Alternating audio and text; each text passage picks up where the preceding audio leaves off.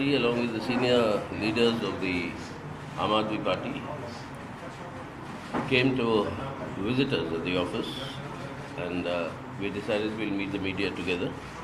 And now he will say why he came to meet us.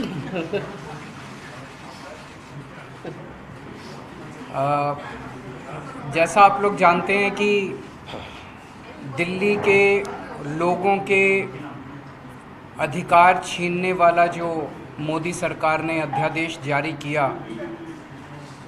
8 साल की लड़ाई के बाद 11 मई को सुप्रीम कोर्ट ने आदेश दिया था कि भारत एक जनतंत्र है। जनतंत्र के अंदर चुनी हुई सरकार को जनता के काम करने के लिए पूरे अधिकार और शक्तियां होनी चाहिए। 2015 में मोदी सरकार ने एक नोटिफिकेशन जारी करके हमारी पावर्स छीन ली थी। जो पावर्स शीला दीक्षित जी के पास होती थी वो पावर्स हमसे सारी छीन ली गई, सरकार को पंगु बना दिया गया। उसके बावजूद भी हमने काफ़ी काम किए, हम ही जानते हैं कैसे काम किए। लेकिन 8 साल की लड़ाई के बाद दिल्ली के लोगों को न्याय मिला सुप्रीम कोर्ट से।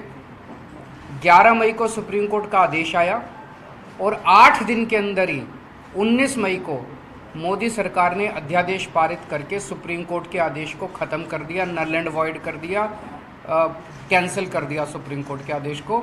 और मोदी सरकार ने कहा कि दिल्ली के लोगों को कोई अधिकार नहीं है। ये दिल्ली के लोगों के न केवल अधिकार छीने गए, बल्कि एक तरह से दिल्ली के लोगों को तमाचा मारा गया, दिल्ली के लोगों का अपमान किया गया कि तुम जो मर्जी सरकार चुन लो, उसको काम नहीं करने देंगे हम। ये मोदी सरकार का संदेश है दिल्ली के लोगों को, आप जो मर्जी सरकार चुनिए, हम आपको काम नहीं करने देंगे। ये अध्यादेश आया है और ये अध्यादेश अब बाद में मॉनसून सेशन में संसद में आएगा। तो संसद में जब आएगा तो राज्यसभा में भारतीय जनता पार्टी का बहुमत नहीं है। 238 सदस्य हैं जिसमें 93 केवल बीजेपी के हैं। तो अगर सारी नॉन बीजेपी पार्टीज़ एक साथ आ जाएं तो इस अध्यादेश को गिराया जा सकता है। तो इसीलिए आप लोग देख रहे हैं कि मैं एक पार्टी अध्यक्ष से जाके मिल रहा हूं और उनकी हम सपोर्ट मांग रहे हैं कि जब ये संसद में बिल आए तो वो दिल्ली के लोगों के साथ खड़े हों, दिल्ली के लोगों को न्याय दिलाएं। दिल्ली के लोगों के साथ बहुत बड़ा नुकसान हुआ है, दिल्ली के लोगों का बहुत बड़ा धोखा हुआ है दिल्ली के लोगों के साथ। तो इसी सिलसिले में मैं ममता बनर्जी से मैडम से मिलने गया था, उन्होंने सपोर्ट जाहिर किया। ठाकरे साहब से मिलने गया था, उन्होंने सपोर्ट जाहिर किया। एनसीपी से मिलने गया था, उन्होंने सपोर्ट जाहिर किया। केसीआर साहब से मिलने गया था, उन्होंने सपोर्ट जाहिर किया। उसी सिलसिले में आज मैं सीताराम येचुरी जी से, उनकी टीम से और सीपीएम पार्टी से सपोर्ट मांगने के लिए आया कि इस राज्यसभा में आप हमें सपोर्ट कीजिए। और मैं तहे दिल से शुक्रिया अदा करता हूँ सर कि आपने आप अपनी तरफ से और पार्टी की तरफ से दिल्ली के लोगों के साथ खड़े होने का आपने निर्णय लिया, हमें सपोर्ट दिया। और आज आपके दफ्तर में जब हम आए, आपने इतना मान सम्मान दिया। We are very grateful to you. Thank you sir. Thank you, बहुत शुक्रिया आप और आपकी टीम हमारे दफ्तर आए। और जहाँ तक मार्क्सवादी कम्युनिस्ट पार्टी का सवाल है, 19 मई को ये अध्यादेश जारी किया मोदी सरकार ने। 20 मई को हमने इसका पूर्ण खंडन किया। हमने कहा ये हमारे देश की संवैधानिक व्यवस्था और जनतंत्र के खिलाफ है। और एक तरह से देखें, ये कंटेम्प्ट ऑफ कोर्ट भी बनता है कि कोर्ट ने इस तरीके से वर्डिक्ट दिया और उसको आप रिवर्स कर रहे हो कि ऑर्डिनेंस के थ्रू। बुनियादी जो स्तंभ है हमारे संविधान के, उनमें से एक है फेडरलिज्म, यानी केंद्र और राज्य की सरकार के बीच में। अब सेंटर और स्टेट्स के बीच में जो रिलेशंस है उसको तो पूरा टोटली उल्लंघन करते हुए डिस्ट्रॉय कर रहा है ये मोदी सरकार। अब स्टेट्स के अधिकारों के ऊपर बहुत हमले हो रहे हैं, बहुत तरीके के हमले हो रहे हैं।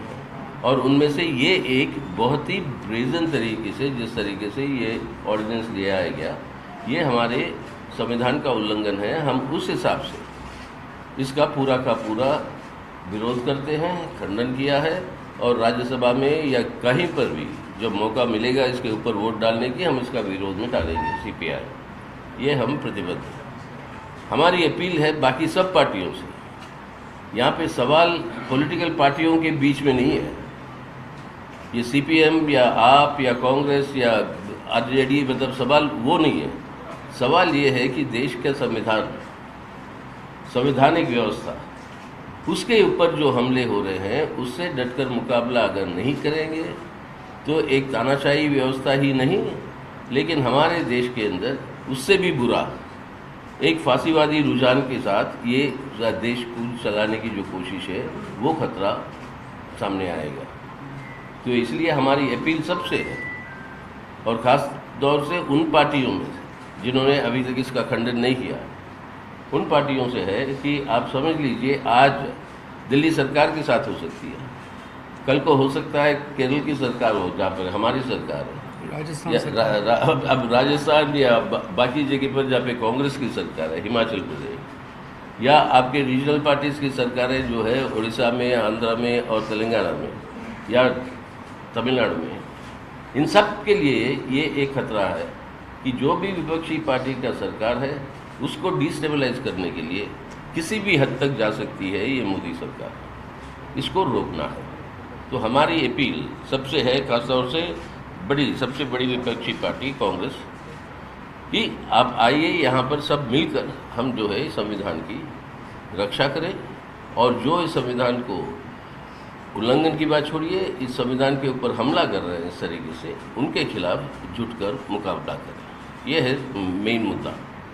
और यहाँ पर हमारी पूर्ण सहमति केजरीवाल साहब से, उनकी सरकार से, और इस अधिवेशन के खिलाफ उनकी लड़ाई में मार्क्सवादी कम्युनिस्ट पार्टी की पूर्ण सहमति है। सीएम साहब, आप कांग्रेस से कह रहे थे समय मांगने जाएंगे, उनके यहाँ जब चर्चा हुई दिल्ली के नेताओं को बुलाया गया तो कई लोगों ने विरोध किया कि ना तो आपके साथ गठबंधन हो, ना इस अध्यादेश पर सपोर्ट हो। अब महासचिव कह रहे हैं कि देखिए कांग्रेस को आना चाहिए, आपको लग रहा है कहीं असमंजस की स्थिति बनेगी ऐसे?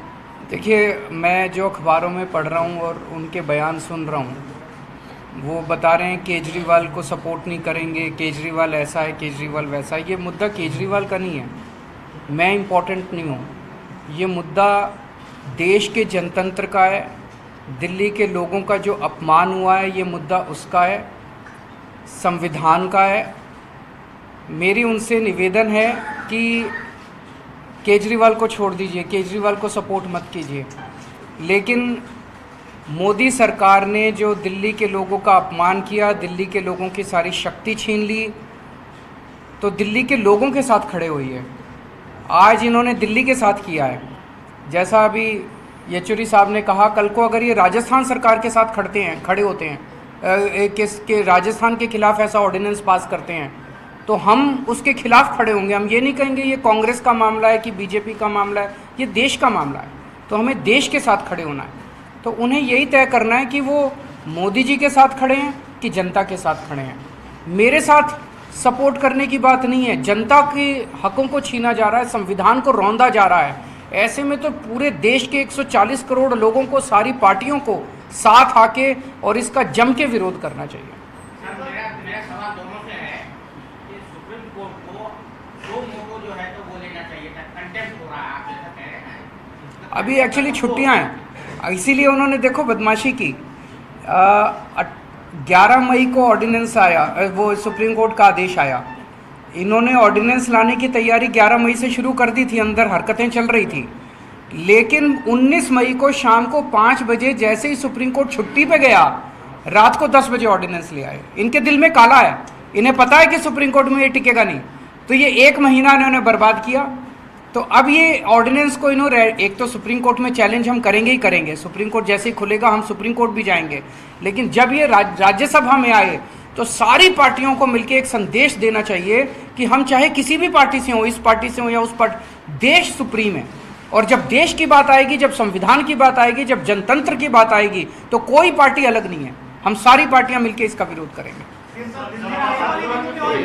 के घटना पर भी आपकी प्रतिक्रिया चाहिए, जो घटी है शाबा डेयरी में, और वहाँ पर एक निर्मम हत्या कर दी गई और खुलेआम उस युवक ने हत्या की और सीसीटीवी में वो सब नजर आ रहा है। वो हम लोगों ने देखा, बहुत बहुत बहुत दर्दनाक हादसा है, और मतलब वो देखा नहीं जाता, जिस तरह से चाकू गोद के और उसके बाद पत्थर से उस बच्ची का सर फोड़ दिया गया।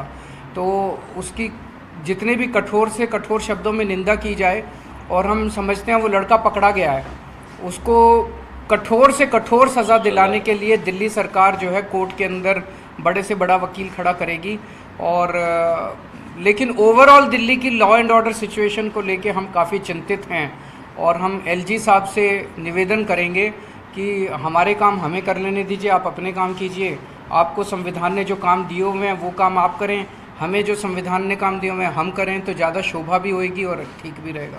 सर आपके राज्य अभी आतिशी जी जा रही हैं उनकी फैमिली से मिलने के लिए और उस बच्ची के लिए 10 लाख रुपए हम उनके परिवार को मुआवजा भी देंगे और उनके परिवार को आश्वासन देते हैं कि उसको कठोर से कठोर सज़ा दिलवाने की कोशिश करेंगे। सर तो भाई, जो इसका- मिडिल ईस्ट प्रोटेस्टर धरने पर बैठे थे, अरे यार, यहाँ पर जिस सवाल पे हम आए हैं उसी उसके बारे में पूछो। अब दुनिया के सब इश्यूज के Thank you. अब टर्की में एर्दोगन जीत गया, उस पर टिप्पणी मांगो आप, क्यों मतलब। Thank you very much. एक फोटो ले लीजिए।